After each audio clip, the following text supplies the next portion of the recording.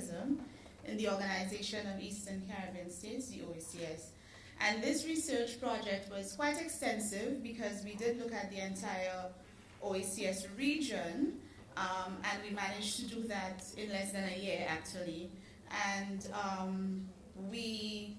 medical tourism, as you know, is such a broad topic and area for investigation. I mean, a lot could be said for medical tourism. So this presentation in no way captures everything that we've done, but I'm going to try to summarize for you in about 15 slides and 12 minutes. Okay, I think this morning we heard the minister saying that Caribbean survival is based on competitiveness and integration into global supply and value chains. And I think he captured it very well when he said this. So this is what this presentation is really about. It's looking at offshore medical schools in the OECS region and how they can position themselves, first of all, within the educational tourism value chain, and secondly, what needs to be done for them to upgrade and move into a medical tourism value chain. So we looked at two value chains, actually. The educational tourism value chain first, and secondly, the medical tourism value chain. Educational tourism, what is it? It is travel undertaken by an individual to a unique location for the purpose of formal or informal learning in various forms, such as work experience, training in new language, culinary training, medical tourism, cultural tours, and professional development. We also, educational tourism and the institutions that we're looking at, they are also referred to as offshore medical schools or offshore education. And these are international schools or perhaps private agencies who come to the Caribbean to set up medical schools. They predominantly attract international students from the US and Canada. However, not exclusive to those students. So you also have persons from India, coming as far as India, to St. Lucia, for example, for medical school.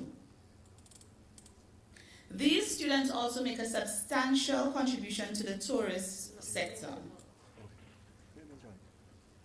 The global value chain. And I just want to thank Indira and the Center for Caribbean Competitiveness for introducing us, the researchers, to this framework, this concept of global value chains. So we use that as our point of reference, the context within which we're looking at these offshore medical schools. And the global value chain focuses on globally expanding supply chains and how value is created and captured therein.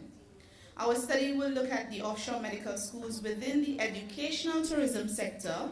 We look at how they enter, what do they do to enter the market.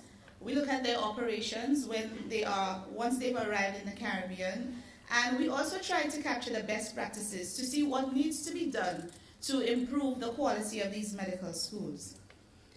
And within the global value chain, we're also assessing the position of these schools within the medical tourism value chain. Just a little background. The global financial crisis that we're experiencing and have been experiencing for a few years now has indicated that there's a need now for diversification from traditional sectors. So in the Caribbean, we are trying to move away from agricultural crops. We're trying to move, well, not trying to, but there's a need to move away from those traditional sectors and diversify if we are going to be competitive and survive in today's global markets. The medical education services in the OECS therefore offer an alternative for diversification. So while we see international tourism is decreasing or declining somewhat, we are now thinking of other ways that we could diversify the tourist product, for example. So you've heard about ecotourism, medical tourism, health and wellness. All of these are aspects of the tourist sector that we're trying to diversify and get a market share of. The case study looks at 3 countries, in particular Antigua, Grenada, and St. Lucia. The objectives of the study, we looked at the entry of these medical schools, their operations and best practices, and the upgrading strategies that are needed for these schools to move within the medical tourism industry. Our methodology, we looked at 3 countries, like I said, as cases. We did a lit review of global value chains and other case studies that were done. For example, we use a lot of case studies from Latin America as our models. We did some data trends analysis, and most importantly, we interviewed stakeholders. And I just want to say that our stakeholders were policymakers, persons from Ministry of Education, Ministry of Health, and Ministry of Tourism, because the offshore medical school really operates in all of these areas. We looked at the accreditation board, because accreditation, as you know, for these schools is a big thing, it's very important. And we looked at personnel and persons from medical schools in the OECS. So what is happening with these medical schools, these offshore medical schools? Currently, well, not currently, but in 2005, about 23 to 30% of the medical students in the Caribbean were to be found in the OECS. So that's a big percentage when you think about it.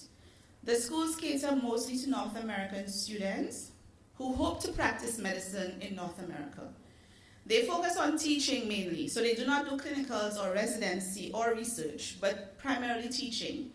And finally, these schools are cheaper and less competitive for North American medical schools. So it's easier for those students to get into a medical school in the Caribbean. This is the spending, student spending, international student spending when they come to our offshore medical schools. I don't have, my thing here is not showing the, let me see, right. About 35% is spent on tuition, 12% rent, 12% on books and supplies, 9% on food, medical and entertainment, 6% on clothing, utilities and transport about 5%. So this shows how, and this is just for St. Lucia, how our international medical students are spending their money in the Caribbean. Sorry.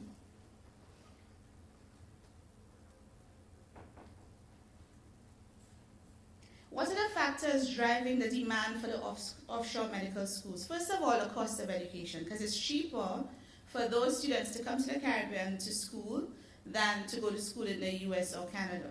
Secondly, the brand, the name of the brand. So for example, in Grenada, we have St. George's University, which was started in 1977. And they have developed quite a reputation in the Caribbean. They have quite a brand, which is very important, not just for students, because a lot of students come to the OECS because of the St. George's reputation, and also the reputation that the Caribbean's educational system is of a good quality, a good standard, modeled on the British system, and even surpassing the British system in some cases. But also, the St. George's University also serves to attract other persons wanting to set up medical schools, because St. George's has been successful financially, and it's been very lucrative. So other persons, many of them private business persons, come to the Caribbean to set up those medical schools based on that. Then also there is, the Caribbean also represents a sort of stepping stone for many students. So for example, those medical students coming from India, it's easier for them to come to school in the Caribbean and use it as a stepping stone to get into the US system. Reputation and quality of our programs are very good. Also, it's convenient, and we have geography, proximity to the US. We have other issues like the Caribbean climate, which we know everybody wants to come to the Caribbean, good weather, beaches, everything. So you come, you study, and you have the beauty and relaxation of the Caribbean as well. Now, this is what the education tourism value chain looks like. What's important here is that if you go horizontal across the value chain, you have activities which are pre-education. So what happens before the student actually starts school in the Caribbean? Education, what happens in terms of delivery of programs, etc. And post-education, what happens after. You also have those other sectors within the Caribbean that are involved and very important to the package that is offered. So just to explain the value chain a bit more, the value chain includes the activities centered around recruitment, teaching, research, and overall educational package for students and faculty. It shows activities along pre-education, education, and post-education. And what we need to know is that most students who come to the Caribbean or to the OECS region, they do not go through all of those stages. So mainly they come to get their degrees, MD degrees, and leave, okay, and leave to go to do their residency and clinicals in the US or Canada. So in terms of moving the offshore medical schools into the medical tourism value chain, we looked at several upgrading strategies. In other words, what needs to be done to improve the quality of these medical schools, to increase and better their offerings and their packaging, so that they can now move into a medical tourism global value chain. So I have three main strategies here, even though the study found several more. I just want to focus on product upgrading. And for product upgrading, we have several things. So for example, improving your infrastructure, facilities and technology to make it at a comparable standard to those universities in the US and Canada. Improving your capacity and increasing capacity. So for example, instead of just offering teaching programs, we now need to look at how we could focus on, for example, research, moving into research. So I think some of the universities have already started it. I think it's St. George's in Grenada again. They've started offering sports medicine, for example, to athletes, like the West Indies cricket team. I'm not sure how far they've gotten with this, but it's a start. And then you also have, we look at other options for other medical schools. So for example, in St. Lucia, you have 5 medical schools operating at the moment. And in terms of upgrading the product, they could perhaps move into researching things like the value of the sulfur. St. Lucia is a sulfur, so we have sulfuric, what's the word? We have our sulfur springs, which is known for being offering medicinal and therapeutic value. So how do we use that in terms of research, medical research, and how we could use that in a medical tourist offering or delivery? The product upgrading also, I think something else that was important for us is that the OECS countries include several small states. So rather than everybody offering the same thing, we looked at how the different OECS countries could differentiate their offerings so that we're not offering the same thing. So so you have different areas, for example, geriatric medicine, health and wellness, spa, recuperation services, all of those different offerings. How can we match the product to the capacity and the resources that each OECS country has to offer? And what are the lessons learned from this research? What do we take away from this? The first thing is that the OECS countries need to both standardize and differentiate the sector. Standardization in terms of market entry.